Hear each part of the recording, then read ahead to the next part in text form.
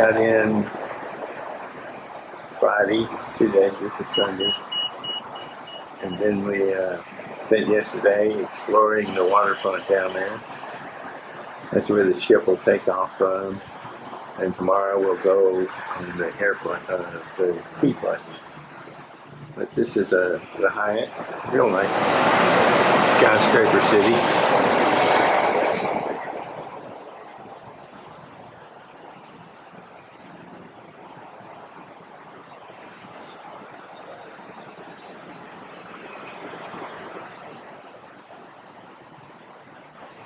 We went and had dinner at the Five Sails last night.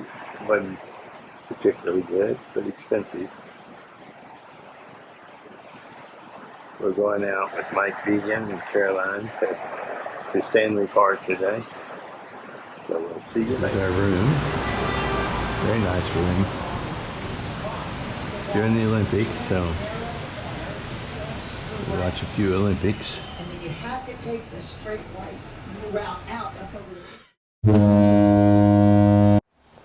Okay, so we have arrived on our ship, the Crystal Serenity. This is our room. There's Patricia. How are you doing today? Does it look okay? Doing fine. Thank you for asking. Well, I know you would appreciate it. It's quite a nice room. Very nice. What's it called? It's called a Sapphire Suite. A Sapphire Suite. You can see it's got a nice little living area, little living room, bar. Of course, it's got a bar. Always a bar.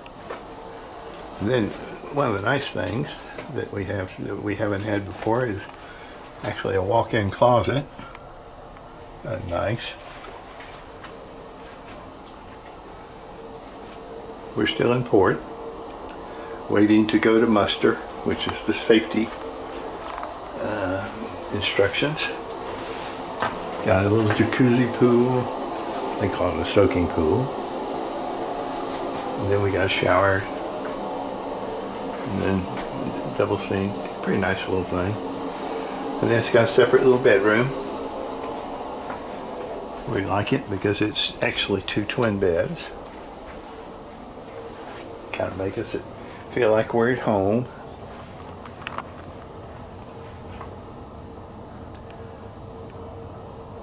It's not bad. We got this because we had a bunch of credits left over from the canceled Baltic cruise from the pandemic age.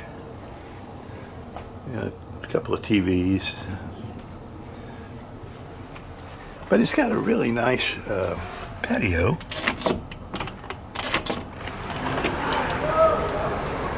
Kind of a nice big thing.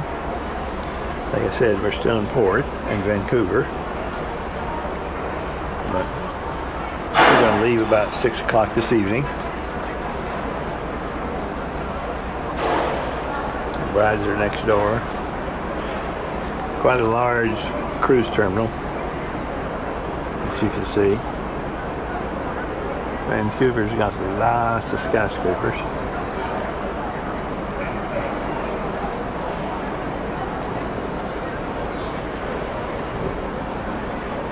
Been raining the last couple of days.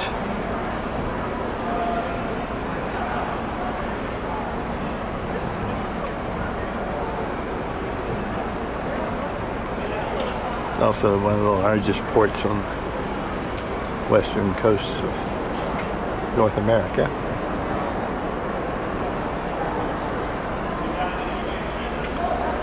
So we ought to enjoy it.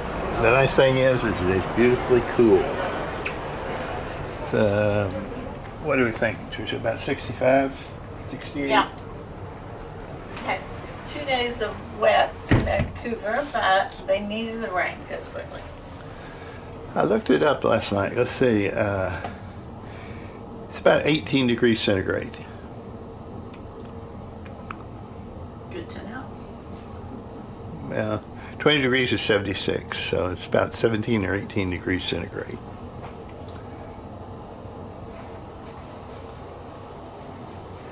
Got more storage than you know what to do with. God, we got drawers all over the place, and Certainly a room you could stay in for yeah, several months.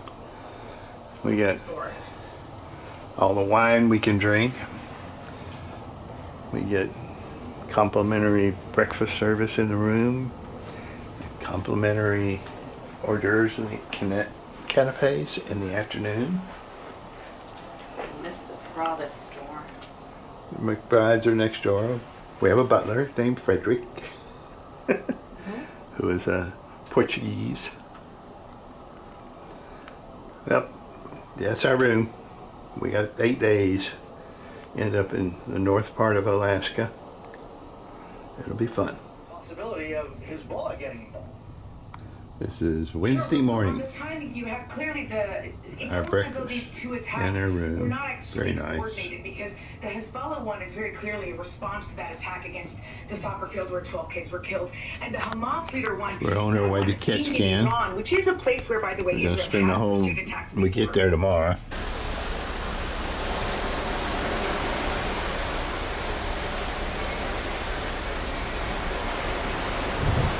See that it's a relatively narrow strait. You see the buoy up there.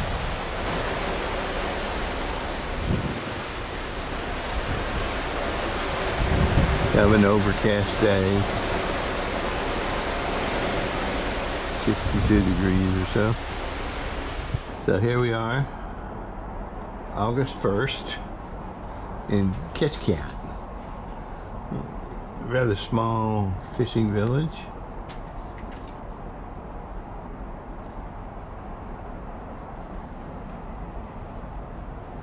It's actually our third day at sea, or our third day.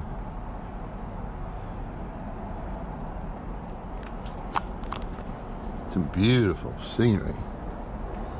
Jesus criminy.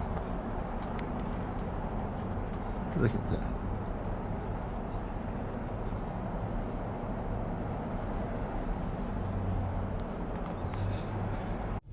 So we're in Ketchikan now. We've taken a bus to get to a wharf to get onto a little transport. It's a big Holland America ship. Probably 4,000 or 5,000, maybe 3,000 passengers compared to our 700 passengers. Ready to enter the water.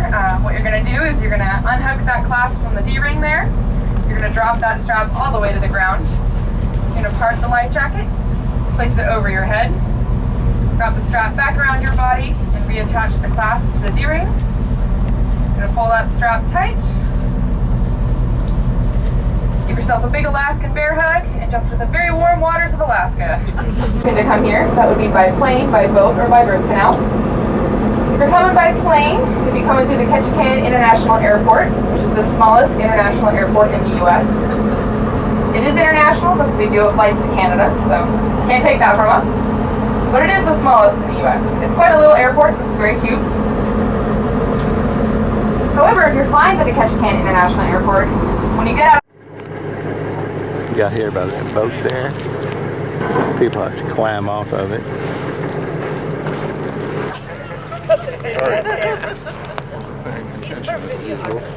How'd you like the ride? Lovely. It was nice and smooth. It was a nice ride. Been on worse. What do you think, David? Gorgeous, beautiful. There's something in it. Ride was smooth. Yeah, it's fun.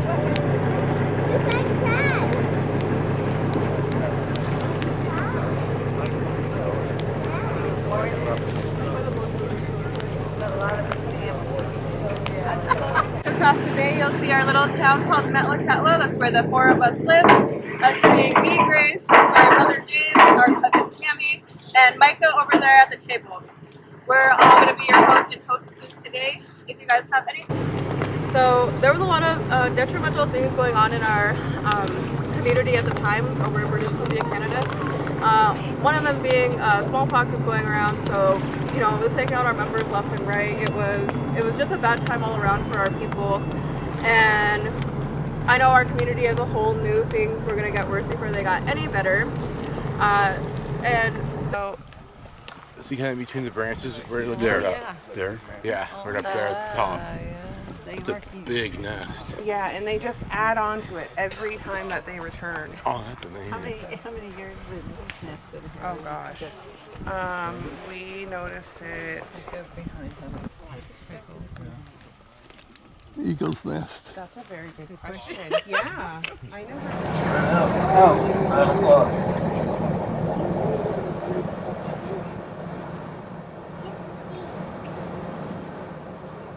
Trying to get to the water. There's that wall that's like the water. That's Right here, right here. Boy, they really blend in, don't they? Do.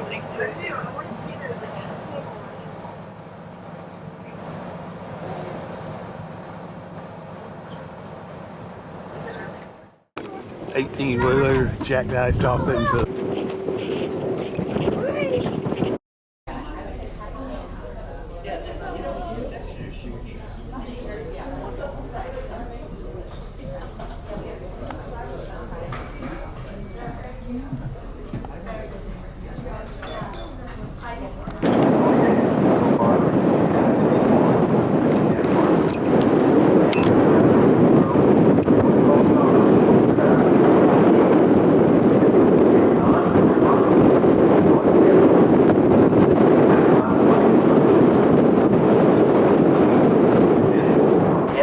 arm of the fjord. That glacier in front of us, the Dawes Glacier, originally went all the way to Stevens Passage, which is the sea where the sea that we traveled on and then turned in. That glacier over the past 250 years has retreated back, and when it did, it carved this fjord. A fjord is caused by retreating glacial ice. As it moves back, it retreats, and therefore it carves, and you've seen them in Norway, if you travel there, or Chile, the other two great places for fjords. It creates a curved U-shaped valley. A river will carve a V-shaped valley, cutting only at the bottom. But here the glacier is cutting the sides as well as it pulls back. And as it pulls back, its front creates the wall of the glacier that you see in front of you. In this case, the Dawes Glacier. And there are only about 10 tidewater glaciers. That is a glacier that still reaches the water. And so it calves off, in the heat of the day, it will calve off ice. Because this glacier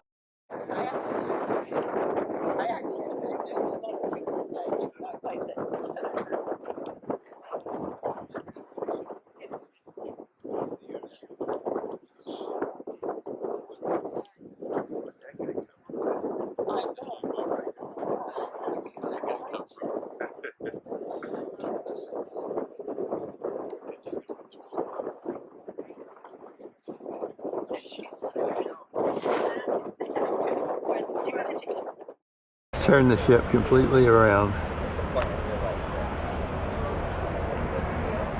I'm at the stern now.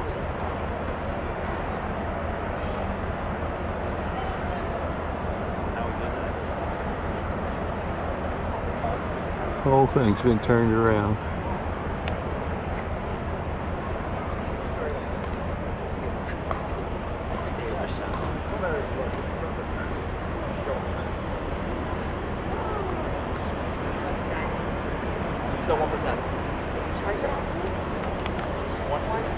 So we're coming into Jono. It's a beautiful day. Look at the fog hanging over the water. That's interesting.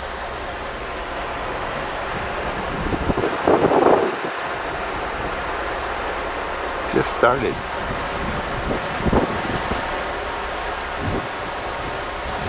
We had beautiful weather. You can see the sun off of the mountains up there.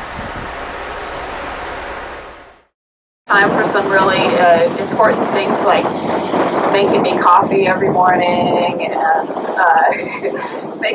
cooking a lot of our meals at home and lots more. So, welcome to the Nicklets.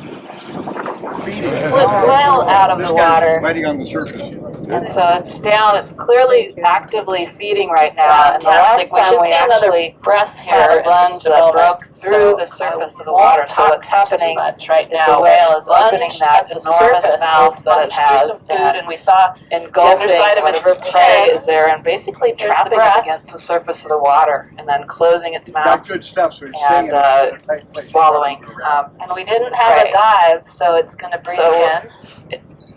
Oh yes, it's a baleen whale. Yes. Oh my gosh. Yeah. So they have baleen on either side of their upper jaw, which is made out of a material kind of like our fingernails, but it hangs like a brush almost.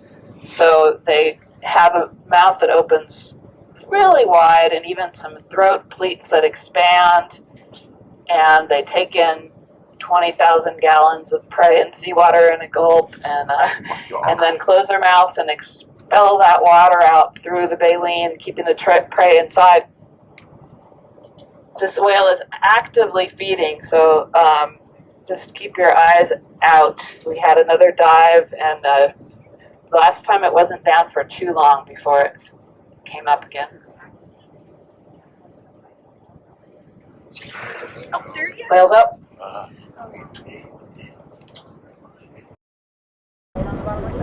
This guy's my favorite.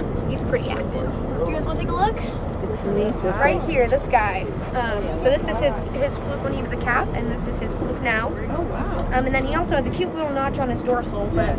And we can sometimes use that as identification, but for the most part, this is their like fingerprint. Yeah. So thank you. So we're looking at. Cool. What's his name? Kelp. Baby kelp. And his mom's name is Barnacles. And then he actually, Barnacles has another calf this year whose name is Urchin. And so it's a running thing. He's about 14. Right there. Oop, straight out. Straight out. 9 o'clock or whatever. He likes this area, and then on the other side, there's Common Reef and Aaron Island. He really likes that area as well. He's been doing this feeding. I kind of knew who it was before. He's regretting handing me my yeah, so terrific news from our deckhand. This whale is a known individual kelp. And one of the things that's really helped us know these animals as individuals is a thing called happywhale.com. So I want to tell you about that right now, because you can use it yourself. If you get a photo of a fluke of that underside of the whale, send it in to Happy Whale, and they will identify, they use AI, facial recognition, they will identify the whale, and it goes into, your photo goes into this database, and it's amazing now. Happy Whales gathered fluke photos from all the research groups across the North Pacific. They've gathered from individuals like you and me out on whale watches, and they've identified in the early 1900s from Alaska, and because that was because their fur. There he is. Oh, there he is. Supercon. There he is, Jack. Oh, yeah. Whale at our 9 o'clock. He's gonna breathe soon. Then he's gonna show his tail. I think he's diving. No, he's doing his hair. He's on next to it, which is gonna be after he comes up. He's gonna breathe and he's gonna dive. He's gonna do a dive next time he breathes. Next time he comes up. No, I've only seen humpback whales do a dive after a dive. Oh, there he is. Oh, there he is. See? Go. Squat. Saturday, August 3rd. Skagway. Known for many things, but it was actually the gateway to the Yukon Gold Rush. In 1 year it went from 2 people living here to 10,000 people.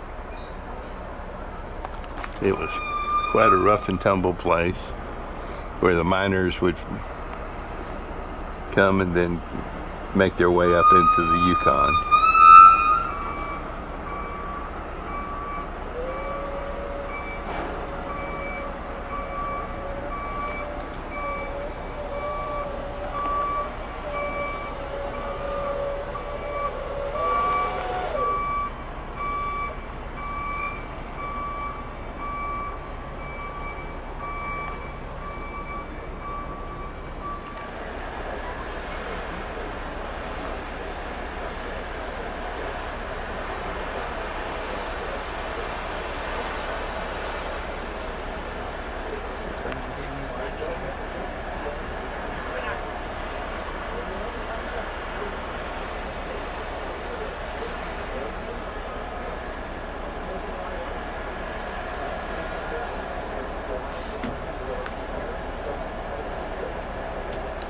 Four of them.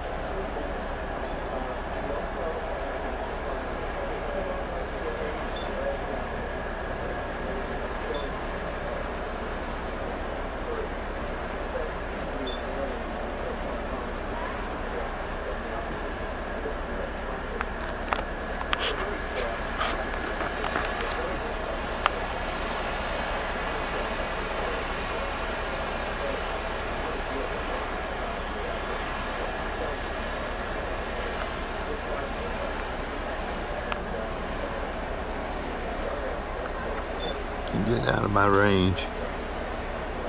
5, 6 of them. Man.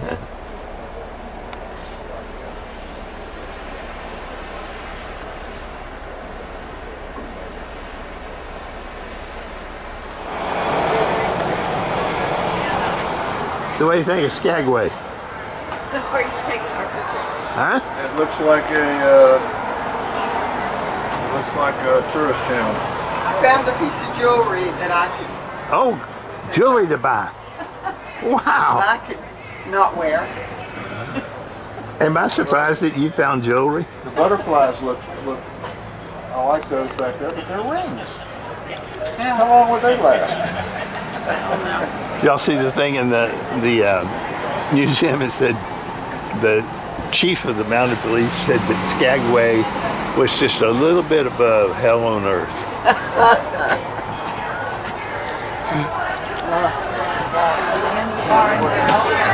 Got a saloon. There's a lot of saloons and a lot of jewelry stores. It is a historic town. Almost everything has been restored to the original look. Facades.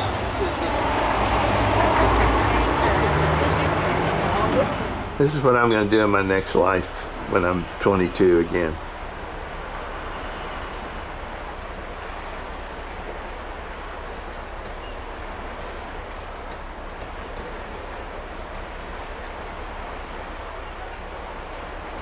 Let's see if he can figure out how to not get in the water when he gets on the sailboat.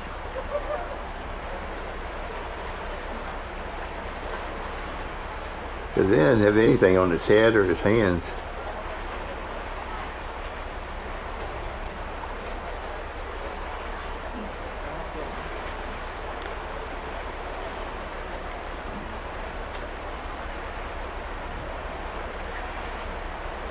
This is arriving at Sitka. Very famous city. It's one of the only ones that's actually on the Pacific. It was the former capital of Russia in the New World back in the day.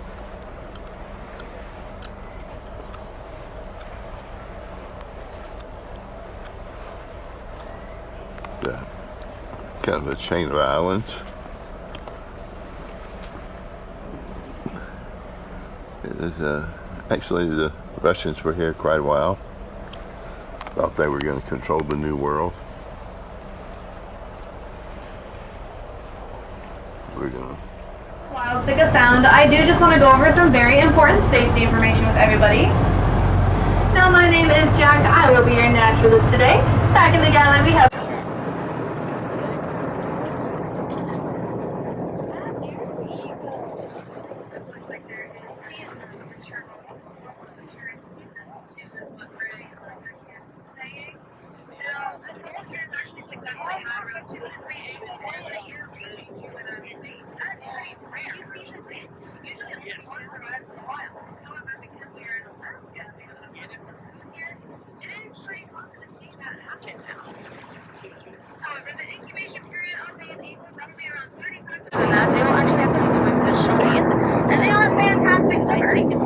it is a bonding place, and it is quite weird. So I recommend everybody to look up. Oh, I see it. You guys get back to land because it's a bonding. There's quite a place there.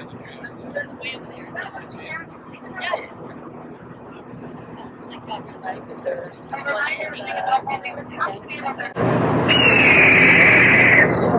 Again, not a bonding. It's not a bonding. It's not a bonding.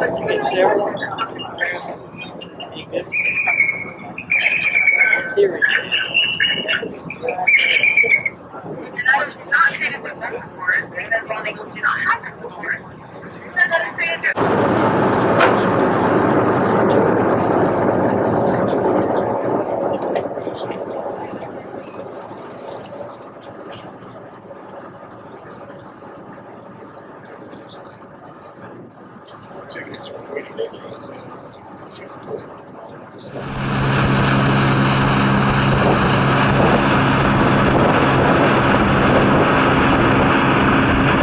Ryan's got a pub with us. Yeah.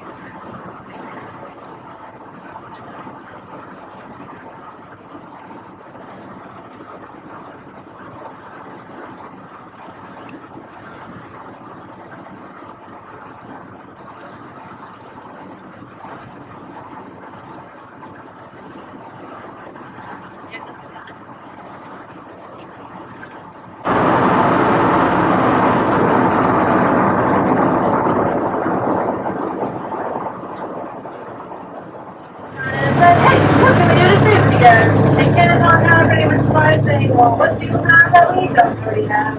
And that's the one that made. So that's like, hey, remember that great on the land that we kept getting scurvy and all those great animals? I kind of would like to leave them there. So they came here and they settled here making sense of it.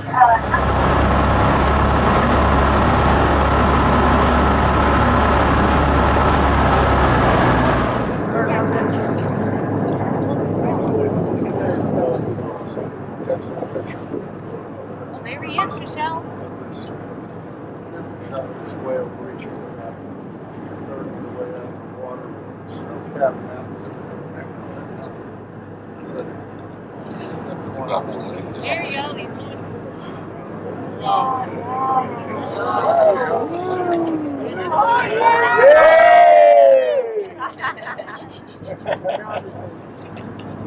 You got that?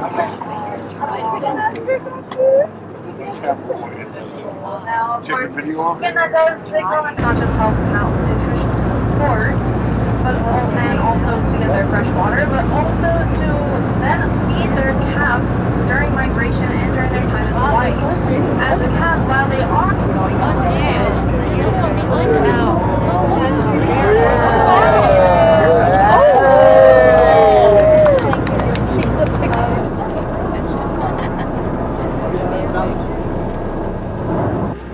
are incredibly powerful too. So I will just tell you a little bit about their spout, and then we'll try to stay off the microphone. Now that spout is going to come out around 200 miles per hour. And that mist that we're seeing is not them dispelling water. Instead, that is just a pool of water that is sitting in their blowhole. So when they spout, that is the mist that we're seeing. Huh?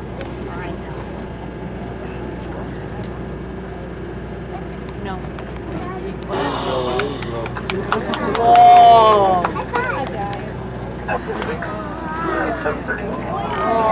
During Well,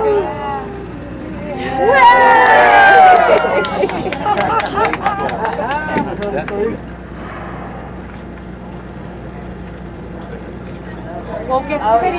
Get ready.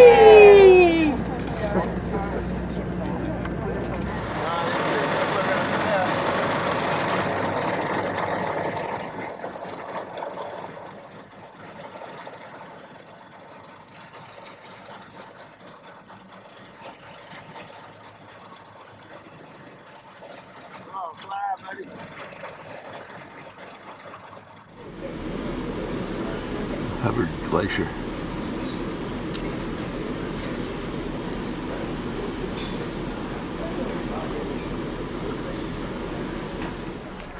So we're leaving the Hubbard Glacier.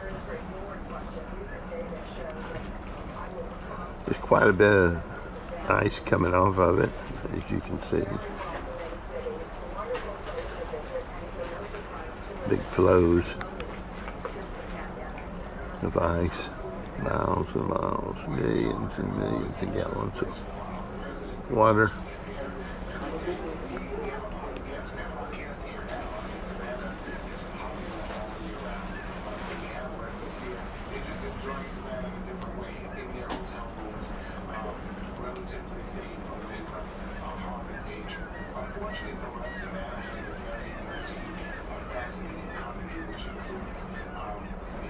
You can see the blue tint in some places where it's pure water.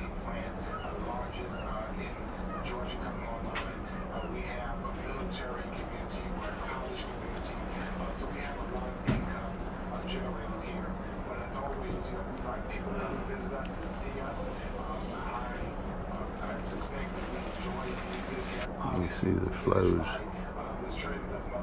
That one looks like So what about the here and now then? And you say that people can stay away from harm and danger or hotel rooms or in their homes, but are you prepared for the possibility of evacuations? Looks like a postcard almost. Unfortunately for us, as you know, hurricane season is from June 1st to December 1st, so we're always in perpetual state of readiness of Shadow Emergency Management, which is our county partner in managing this system. We think about all day long. We felt that it was not best to evacuate because of the nature of Then we go out to sea, the ocean.